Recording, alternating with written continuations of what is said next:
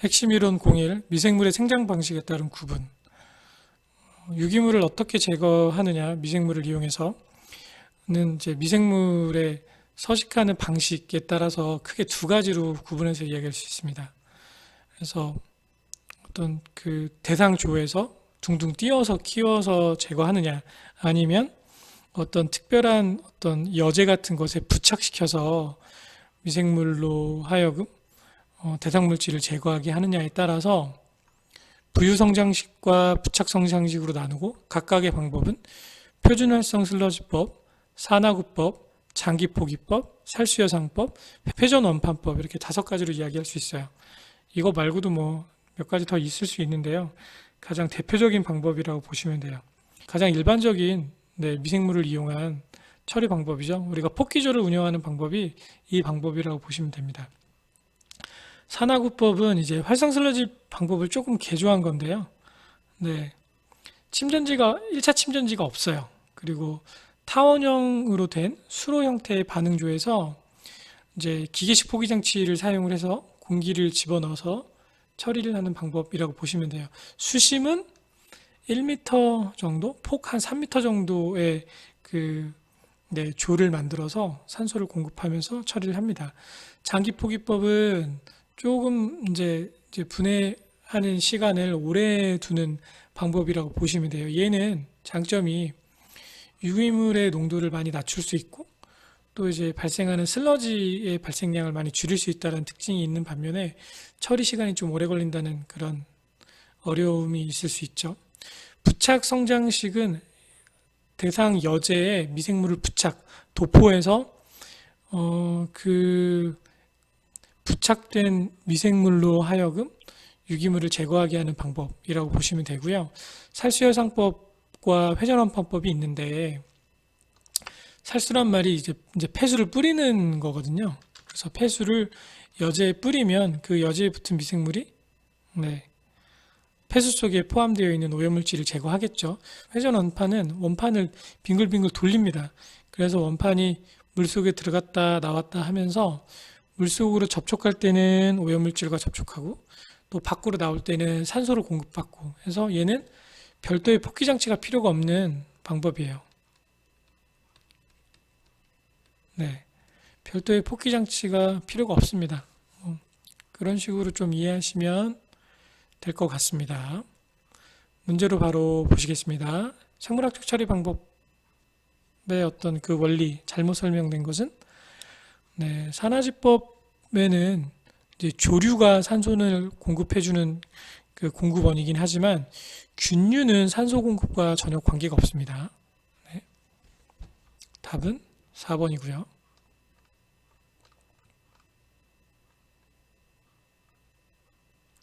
핵심 이론 2번째, 산소의 이용 유무에 따른 구분, 호기성 처리. 호기성 처리는 이제 크게 2가지가 있어요. 유기물을 산화시키는 것, 이걸 이화작용이라고 하고요. 세포물질을 합성하는 것, 동화작용이라고 합니다. 각각의 반응에는 산소가 소비가 되죠. 그러니까 호기성 처리죠. 산소를 소비합니다. 그래서 유기물을 산화시키는 이화작용은 이산화탄소와 물이 나오고요. 합성작용은 세포물질을 합성하는 작용이라고 보시면 돼요. 보통 첫 번째에 해당하는 것을 묻는 문제가 많이 나옵니다. 자, 바로 문제로 보실게요. 탄소유기물을 호기성 분해했을 때 발생하는 것, 탄산가스, CO2와 물이 나오죠. 같은 문제라고 보시면 돼요. CO2, 물. 이것도 같은 문제죠. CO2와 물. 그래서 세 개 다 결국에 요 산화작용을 묻는 문제라고 보시면 됩니다. 핵심 이론 3번째, 활성 슬러지법의 원리. 이 부분은 설명이 길게 나와 있는데요.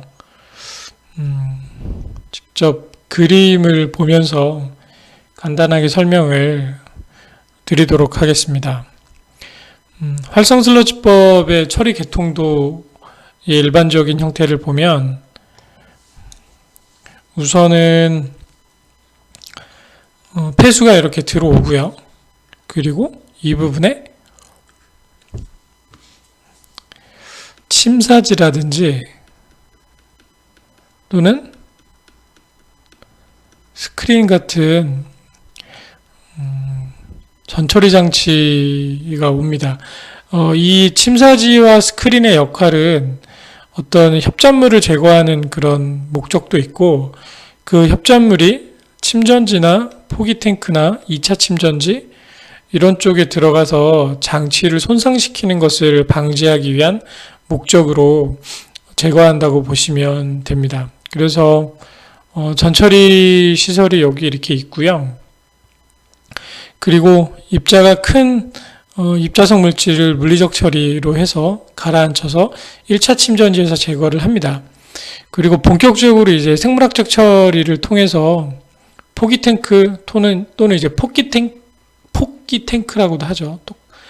네, 같은 표현입니다. 그래서 생물학적 처리를 이용해서 미생물이 유기물을 이제 많이 제거를 이 영역에서 하고요. 그리고 2차 침전지에서 미처 제거되지 못한 그런 입자성 물질들을 바닥에 가라앉혀서 제거하고 그 다음에 이제 방류하는 순이에요. 이 2차 침전지에서 방류하기 전에 하수 처리 공정에서도 이제 염소 소독을 하기도 합니다. 하지만 염소 소독은 보통 정수장에서 많이 하고요. 하수 처리장에서도 안 하는 건 아니지만 하는 경우도 있고 안 하는 경우도 있고 해요. 네. 그리고 2차 침전지에서 이 바닥에 가라앉은 슬러지 펌프를 이용해서 뽑아내서 농축 탱크로 보내요. 그래서 농축시키고 거기서 제거한 물은 방류수로 똑같이 방류수 처분으로 하천에 보내지게 되고요. 그리고 농축 탱크에서 농축된 슬러지를 따로 쭉 빼서 이것을 이제 다른 슬러지를 처분하는 최종 처분 방법으로 처리를 합니다. 중요한 것은 2차 침전지에서 이 농축 탱크로 들어가는 양도 있고 일정량은 이 반송 슬러지라고 해서 포기 탱크 앞부분으로 집어넣어 주기도 하거든요. 이것은 결국에 FMB를 조절하기 위한 하나의 방법으로 슬러지의 침강성을 확보하기 위한 방법이라고 생각하시면 돼요. 그래서 지금 설명해 드린 내용이 일반적인 활성 슬러지법의 개통도에 해당이 되고요. 시험 문제가 나오면 보통 이 순서가 많이 나오거든요. 네. 그리고 여기에 염소 소독지, 그리고 여기 전처리. 그래서 이 순서대로 올바르게 나열한 것은 같은 것을 묻는 문제가 나옵니다. 이 핵심 예제가 뭐 그런 예시가 되겠죠. 그래서 유입수, 침사지 쭉 해서 유출수까지. 핵심 이론 공사 활성 슬러지법의 설계 및 운전 인자. 첫 번째, FMB. FMB는 비율이죠. 유기물과 미생물의 비율입니다. 가장 적절한 비율은 0.2에서 0.4kg의 BOD가 들어왔을 때 하루에. 그래서 얘가 적당하면 플럭 형성이 잘 돼서 침강성이 좋아져요. 반대로 이 비율이 깨지면 침강이 잘 안 되겠죠. 그러니까 슬러지를 처리할 수 있는 효율이 떨어진다고 보시면 돼요. 그래서 요 FMB를 묻는 문제나 또는 이 공식을 통해서 뭐 이 볼륨을 구해라 뭐 이런 문제가 나온다고 보시면 돼요. BOD 용적부하, 얘는 폭기조 1세제곱미터당 하루에 유입되는 BOD의 양인데요. 일반적으로 0.5에서 0.6 kg 정도면 적당하다라고 이야기를 합니다. 활성 슬러지 농도, 이게 MLSS 값이죠. 네, 미생물의 농도를 나타내는 지표예요. 수리학적 체류 시간. 수리학적 체류 시간은 폭기조가 이렇게 있으면 이렇게 들어와서 물이 요 나가는 시간, 이 안에서 얼마나 체류했느냐, 그 시간을 의미를 하고요.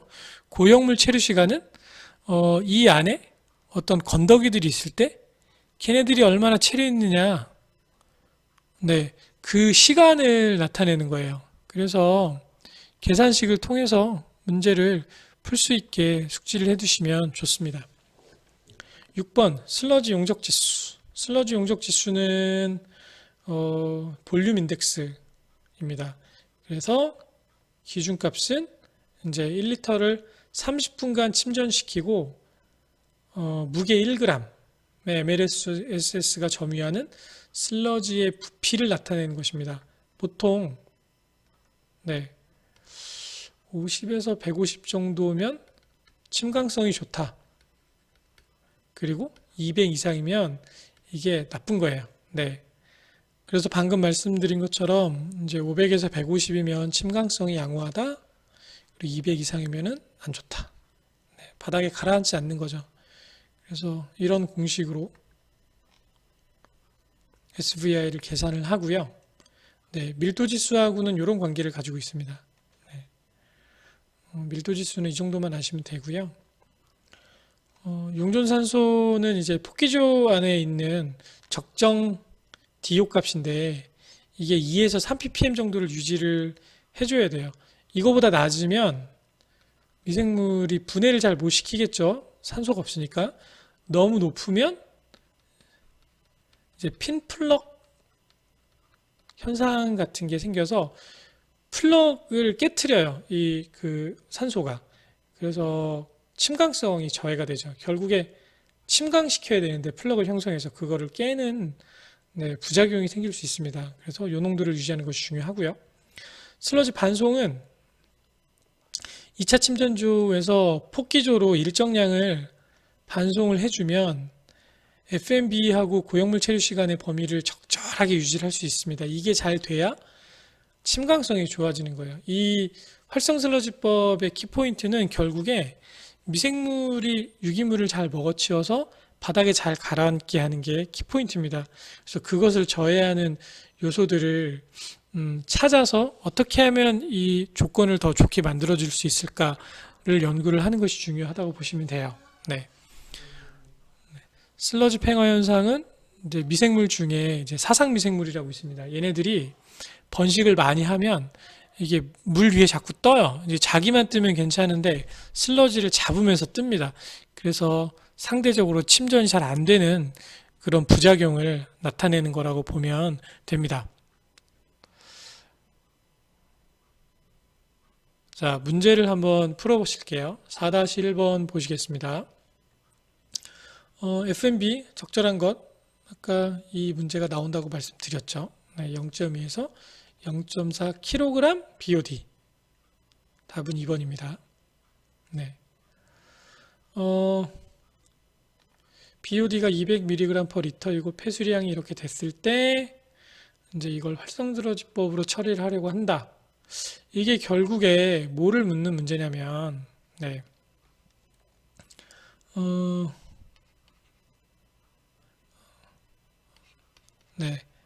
FMB가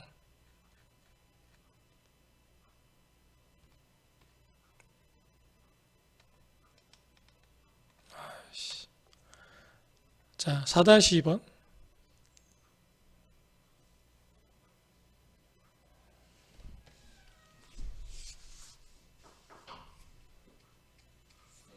고생했어. 잘 가.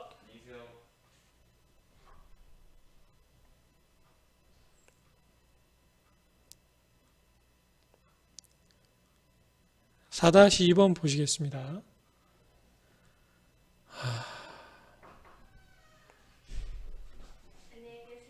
고생했어요. 너네 둘이 항상 같이 다닌다. 아이, 보기 좋아서 그래.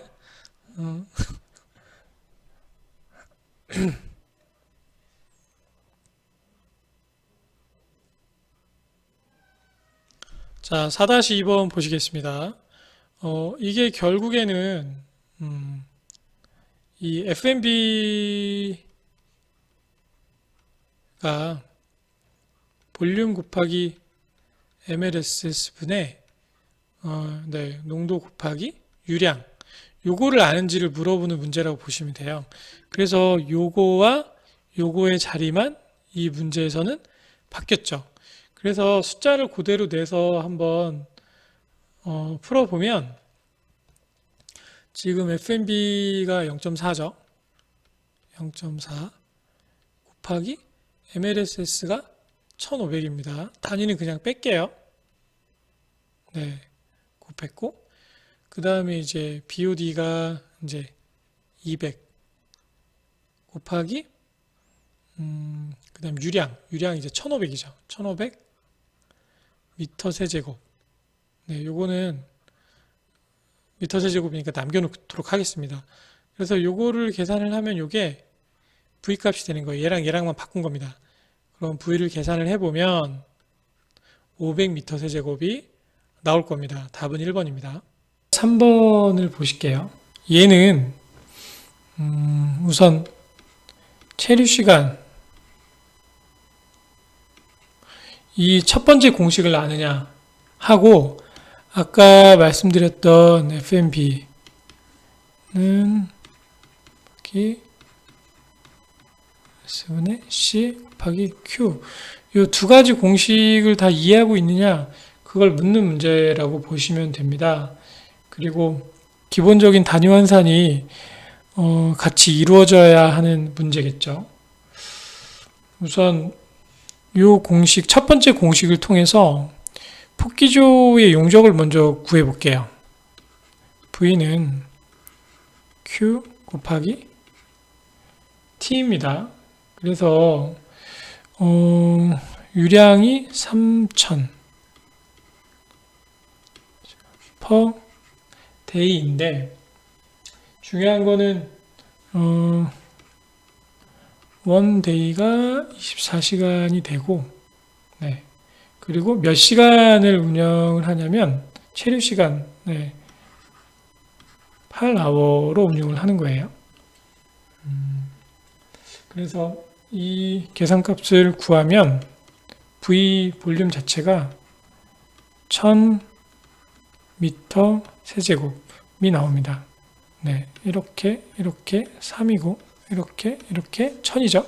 네, 그러면 이제 이 1000이라는 값이 나온 것을 이제 요 V에다 집어넣어서 mLSS랑 같이 곱해서 계산식을 풀어내면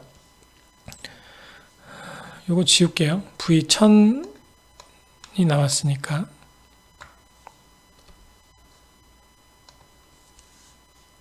는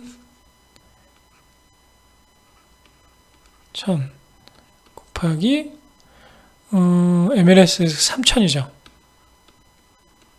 1000mg per 미터 세제곱 네 분의 C가 그냥 같은 단위 위에다 쓸게요. 네 농도니까 BOD 400mg per 리터 곱하기 이제 Q죠. 3000m 세제곱 per day. 그래서 3, 4, 12 밑에 3 네. 그래서 0, 하나, 둘, 셋, 넷, 다섯이고 하나, 둘, 셋, 넷, 다섯. 그러면 30분에 네, 12가 됩니다. 네. 그래서 계산하면 네, 3, 4, 10이니까 0.4가 나오죠. 답은 2번이에요. 다음 문제 보시겠습니다.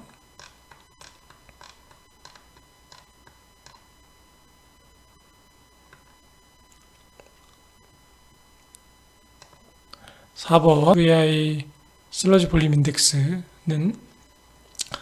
30분간 정지시킨 그 슬러지 부피 200이죠.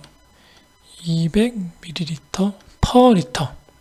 곱하기 mLSS 2000mg per 리터분의 1000. 요거 계산하시면 됩니다. 그럼 1000이 없어지고요. 1000이 없어지고 2분의 1이죠. 2분의 1에 200을 곱하면 답은 100입니다. 슬러지 팽화. 팽화라는 거는 위에 붕붕 뜨는 거죠. 가라앉지 않고. 요게 200 이상 됐을 때 팽화가 생긴다. 답은 2번이고요. 네.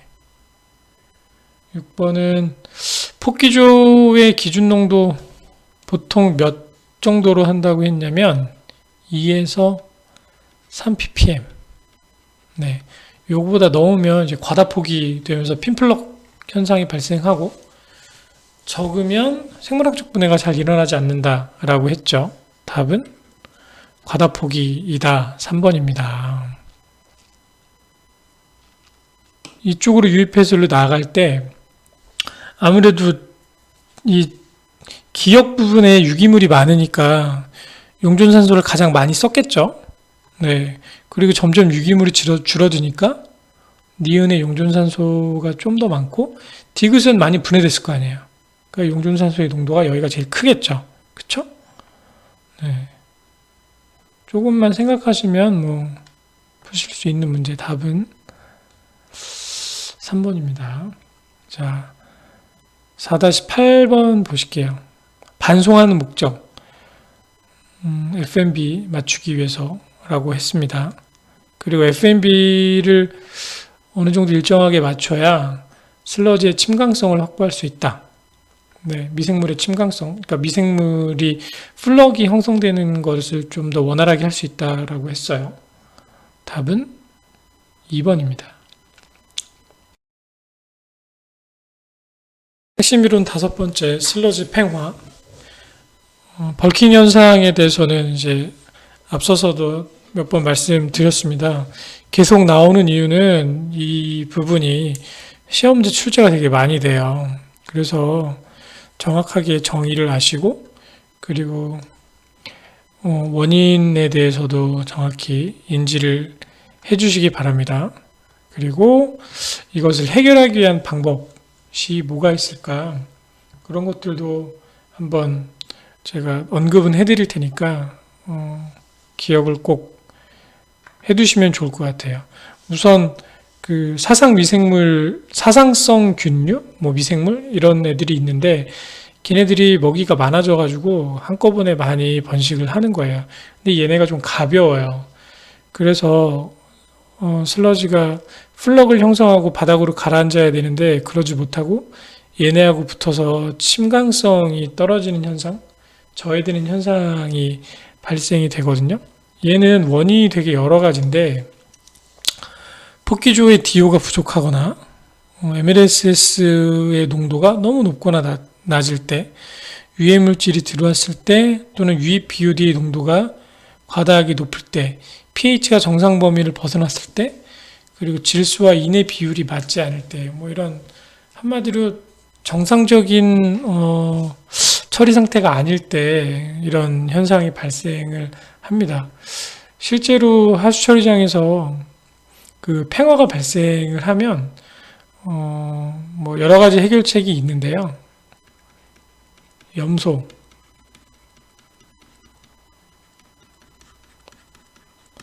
얘네를 주입해서 사상균의 번식을 막거나 또는 폭기존의 디귿값의 변화를 줍니다. 네. 그리고 FMB를 늘려서 그 벌킹 현상을 좀 막는데 폭기조 폐수의 주입 위치의 변화를 줌으로써 이 FMB를 조절을 하기도 해요. 그리고 주요 영양소 그리고 미량 원소 등을 주입을 해서 이 사상성균의 번식을 막는 방법을 사용을 합니다. 그러면 이걸 어느 정도 잡을 수 있어요. 자, 문제 보실게요. 뭐 방금 위에서 얘기했던 벌킹에 대한 설명이죠. 슬러지 팽화에 대한 설명으로 틀린 것은 교반하고는 별로 관계가 없고요. 여기 보시면 네, 이런 요인으로 인해서 발생을 한다라고 하시면 돼요.